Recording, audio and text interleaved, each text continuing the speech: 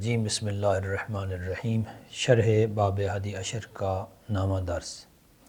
آج کے درس کا ذیلی عنوان ہے ہر وہ شخص جو مکلف ہے لیکن اصول دین کے مذکورہ معارف سے جاہل ہے وہ دائرہ ایمان سے خارج ہے۔ علامہ حلی فرماتے ہیں قال لا فلا بد من ذکر ما لا يمکن جہلہ علی احد من المسلمین۔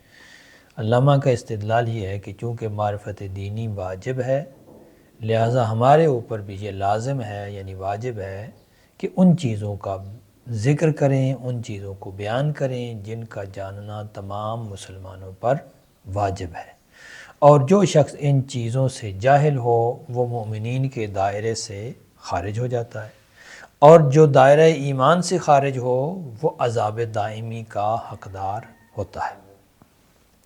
اس میں ایک لفظ انہوں نے بولا ہے ربقہ، خرج عن ربقۃ المؤمنین۔ ربقہ ایسی زنجیر یا ایسی رسی کو کہتے ہیں جس میں حلقے بنے ہوتے ہیں، ایک دوسرے کے اندر یوں نہیں لگے ہوتے، حلقے بنے ہوتے ہیں، اس کو کہتے ہیں ربقہ، زنجیر یا رسی کو۔ اس کے ساتھ چوپایوں کو باندھا جاتا ہے عام طور پر۔ تو آپ کہہ سکتے ہیں کہ یہاں چوپایوں کو باندھنے والی تعبیر کیوں استعمال کی ہے؟ درواقع یہ ایک استعارہ ہے، مصنف نے لفظ ربقہ کو بطور استعارہ استعمال کیا ہے، اور اس سے مراد وہ حکم لیا ہے جو تمام مومنین کو آپس میں جوڑتا ہے، جمع کرتا ہے، اور جو چیز مومنین کو ایک حکم میں جمع کرتی ہے وہ ہے ثواب دائمی اور تعظیم کا حقدار ہونا۔ کیونکہ ثواب دائمی کا حقدار وہی ہے جو مذکورہ بالا معارف یعنی اصول دین کی معرفت رکھتا ہو، لہذا جو شخص ان معارف سے جاہل ہوگا، ناواقف ہوگا، وہ ایمان کے دائرے سے نکل جائے گا، اور جو ایمان کے دائرے سے نکل گیا وہ عذاب دائمی کا مستحق ہے۔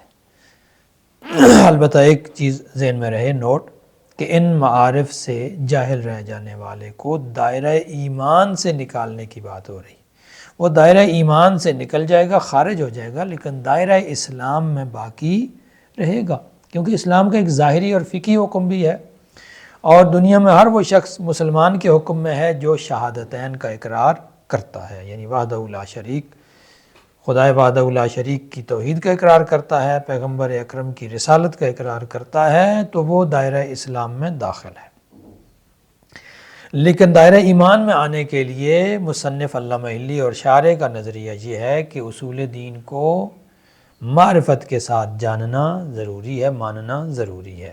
شارح اس کی تشریح میں یہ فرماتے ہیں کہ جو پیچھے ہم نے دلائل ذکر کیے ہیں، مذکورہ دلائل سے یہ ثابت ہو گیا کہ اصول دین کو از روئے دلیل مانا جائے، اور ان دلائل کا تقاضا یہ بھی ہے کہ تمام مسلمین کا دین کو از روئے دلیل جاننا واجب ہے، یعنی تمام مسلمین پر واجب ہے، ہر وہ شخص جو شہادتین کا اقرار کر رہا ہے اس پر یہ واجب ہے کہ وہ دین کو یا اصول دین کو از روئے دلیل جان بھی لے اور مان بھی لے، تبھی وہ دائرہ ایمان میں داخل ہوگا، اس کے بغیر دائرہ ایمان میں داخل نہیں ہوگا۔ تو سوال ہو سکتا ہے کہ شارح کے مطابق مسلمان اور مومن میں فرق کیا ہے اور کیوں ہے؟ کس وجہ سے انہوں نے فرق رکھا ہے؟ ایک بات، پہلی بات یہ کہ مسلمان وہ ہے، شارح اور مصنف کے نزدیک مسلمان وہ ہے جو شہادتین کا اقرار کرتا، یعنی توحید کا اقرار اور رسول اکرم کی رسالت کا اقرار رکھتا ہے، اقرار کرتا ہے، مانتا ہے، وہ مسلمان ہے۔ اور مومن کون ہے؟ شارح اور علامہ حلی کا نظریہ یہ ہو گیا کہ مومن وہ ہے جو ان اصول دین کی معرفت بھی رکھتا ہو، ان تمام مذکورہ معارف جن کی اجمالی طور پر پیچھے نام لیے ہیں ان سب کی معرفت بھی رکھتا ہو، وہ مومن ہے۔ تو اب اگلا سوال یہ ہوگا کہ آپ کے پاس دلیل کیا ہے کہ مومن اور مسلمان میں فرق ہے؟ ہو سکتا ہے مومن کو ہی مسلمان کہا جائے اور مسلمان کو ہی مومن بھی کہا جائے۔ وہ کہتے ہیں نہیں جناب، ہمارے پاس دلیل موجود ہے۔ دلیل ہے سورہ حجرات کی آیت نمبر 14 جس میں اعراب آ کے کہتے تھے قالت الاعراب آمنا قل لم تؤمنوا ولکن قولوا اسلمنا۔ اعراب آ کے کہتے تھے، بدوی لوگ کہتے ہیں ہم ایمان لائے ہیں، کہہ دیجئے تم ایمان نہیں لائے بلکہ تم یوں کہو ہم اسلام لائے ہیں۔ وَلَمَّا يَدْخُلِ الْإِيمَانُ فِي قُلُوبِكُمْ، اور ایمان تو ابھی تک تمہارے دلوں میں داخل ہی نہیں ہوا. وَإِن تُطِيعُوا اللَّهَ وَرَسُولَهُ لَا يَلِتْكُم مِّنْ أَعْمَالِكُمْ شَيْئًا إِنَّ اللَّهَ غَفُورٌ رَحِيمٌ، اور اگر تم اللہ اور اس کے رسول کی اطاعت کرو تو وہ تمہارے اعمال میں سے کچھ کمی نہیں کرے گا، یقیناً اللہ بڑا بخشنے والا رحم کرنے والا ہے. یہ آیت کا چھوٹا سا ٹکڑا انہوں نے عبارت میں دیا ہے، قالت الاعراب آمنا قل لم تؤمنوا ولکن قولوا اسلمنا، لیکن ہم نے پوری آیت اور اس کا ترجمہ بھی آپ کو سنا دیا. اب شارح کا استدلال کیا ہے؟ شارح کہتے ہیں کہ وہ بدو لوگ الوہیت اور رسالت کا اقرار کر رہے تھے، تبھی تو آ کر کہتے تھے کہ ہم مسلمان ہیں، یعنی توحید کو مانتے تھے اور رسالت کو بھی مانتے تھے، پیغمبر کی رسالت کو بھی مانتے تھے. اس کے باوجود انہیں جو خطاب ہوا پروردگار کی طرف سے اور پیغمبر کو حکم ہوا کہ تم انہیں بتا دو، وہ کیا تھا کہ تم مومن نہیں ہو، مسلمان ضرور ہو گئے ہو لیکن مومن نہیں ہو. کیوں مومن نہیں ہو؟ اس کی وجہ شارح کے نزدیک یہ ہے کہ ان کا اسلام دلیل اور استدلال سے خالی تھا، کیونکہ وہ بغیر دلیل کے مان رہے تھے، بغیر غور و فکر کے مان رہے تھے، اس لیے وہ مومن نہیں تھے.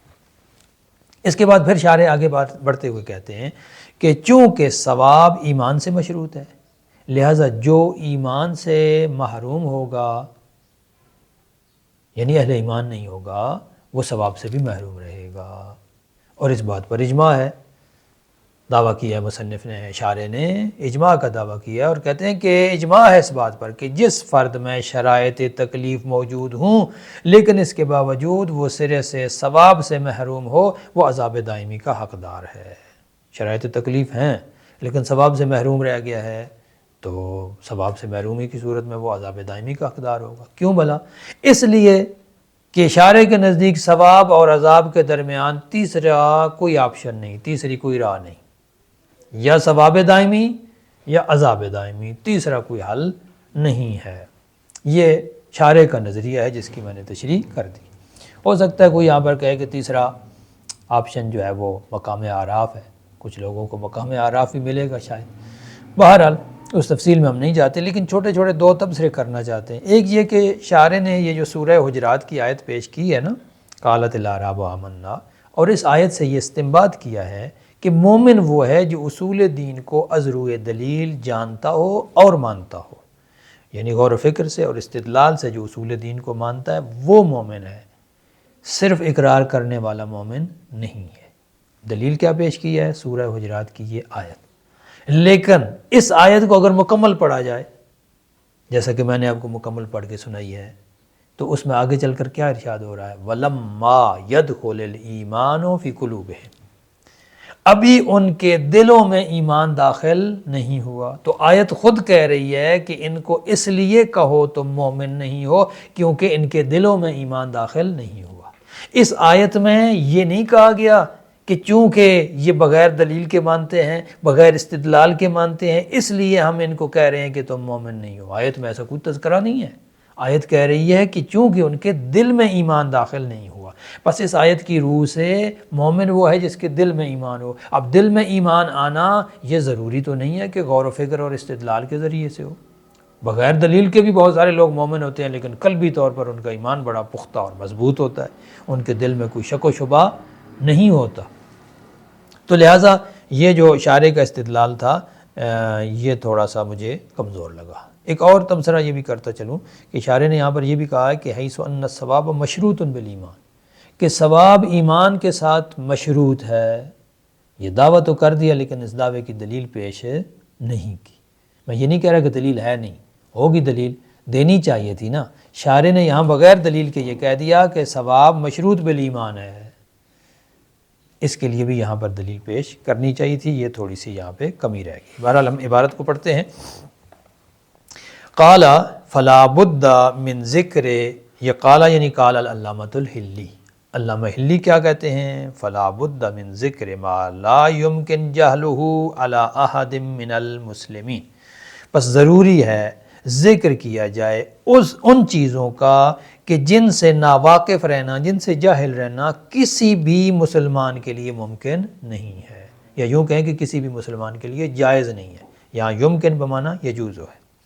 ومن جاہل شیئا من ذالک خرج عن ربقۃ المؤمنین، اور جو بھی فرد ان امور سے، ان معارف سے جاہل ہوگا، جن معارف کا پہلے تذکرہ ہو چکا ہے، یعنی توحید، رسالت، امامت، عدالت اور معاد یا قیامت یا صفات خدا جو ذکر ہو چکی، کہا کہ ومن جاہل شیئا من ذالک، جو ان اصول دین سے جاہل ہوگا، خرج عن ربقۃ المؤمنین، وہ مومنین کے دائرے سے نکل جائے گا، مومنین کے ربقہ اور اس حبل سے نکل جائے گا، واستحق العقاب الدائم، اور عذاب دائمی کا حقدار ٹھہرے گا۔ اقول، یہاں سے شارح کی عبارت شروع ہو رہی ہے۔ شارح کہتے ہیں لما وجبت المعارف المذکورۃ بالدلیل السابق، گزشتہ دلیل جو ہم نے پیش کی یا دلائل پیش کیے، دیکھا جائے تو ایک دلیل عقلی تھی اور ایک دلیل نقلی تھی، تو دلائل سے ثابت ہو گیا کہ معارف جو ہیں ان کا جاننا واجب ہے۔ لما وجبت المعارف المذکورہ بالدلیل السابق، گزشتہ دلیل سے ثابت ہو گیا کہ معارف مذکورہ کا جاننا واجب ہے۔ اقتضا ذالک وجوبہا علی کل مسلم، اس دلیل کا ایک تقاضا یہ بھی ہے کہ یہ وجوب تمام مسلمانوں پر ہو، یہ صرف ایک مسلمان پر نہیں ہے۔ پہلے کہہ چکے ہیں نا کہ یہ واجب عینی ہے، پچھلے درس میں ہم نے بتایا تھا، اس کی تشریح کی تھی، تو کہا کہ اس کا ایک تقاضا یہ بھی ہے کہ تمام مسلمانوں پر واجب ہو۔ ای مقر بالشہادتین، یعنی ہر وہ شخص جو شہادتین کا اقرار رکھتا ہے، جو توحید کا قائل ہے، رسالت پیغمبر اکرم کا قائل ہے، اس کے لیے یہ واجب ہے کہ ان تمام معارف کو جان لے، معرفت ان کی حاصل کر لے۔ دلیل اس کی کیا ہے؟ کیوں واجب ہے؟ کہتے ہیں لقولہ تعالیٰ، چونکہ اللہ تعالیٰ نے فرمایا ہے قالت الاعراب آمنا، بدوی لوگ کہتے ہیں کہ ہم ایمان لائے، قل لم تؤمنوا، کہہ دو تم ایمان نہیں لائے ہو، بلکن قولوا اسلمنا، بلکہ تم یہ کہو کہ ہم مسلمان ہو گئے ہیں۔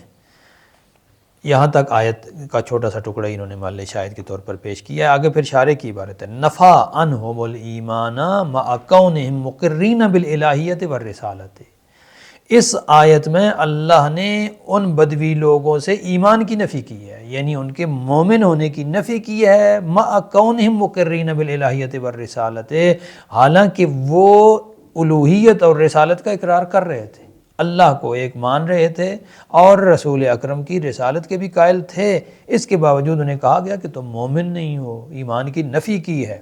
کیوں ایمان کی نفی کی ہے؟ لعدم کون ذالک بالنظر والاستدلال، چونکہ وہ لوگ الوہیت اور رسالت کو دلیل کے ذریعے سے نہیں مان رہے تھے، بغیر دلیل کے، بغیر غور و فکر کے مان رہے تھے، اس لیے انہیں کہا گیا کہ تم مومن نہیں ہو۔ وحیث ان الثواب مشروط بالایمان، اور چونکہ ثواب ایمان کے ساتھ مشروط ہے، یعنی ثواب اسے ملے گا جو مومن ہوگا، مومن ایمان لائے بغیر کوئی شخص عمل کرے تو اسے ثواب نہیں ملے گا۔ کان الجاہل بہذا المعارف مستحقا للعقاب الدائم، چونکہ ثواب مشروط ہے ایمان کے ساتھ، لہذا ہر وہ شخص کہ جو ان معارف سے جاہل ہوگا وہ عقاب دائمی کا مستحق ہے، عذاب دائمی کا حقدار ہے۔